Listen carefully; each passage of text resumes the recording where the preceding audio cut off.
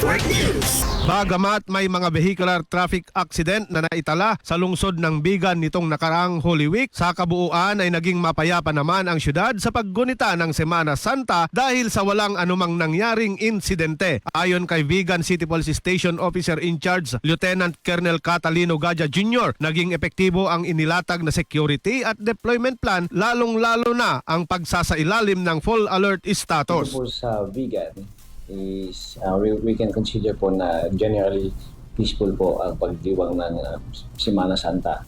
Although unfortunately may mga recorded incident po tayo ng vehicular traffic incidents, but generally speaking is naging maayos naman po at maayos naman po ang pagsalubong sa Semana Santa dito sa ating syudad.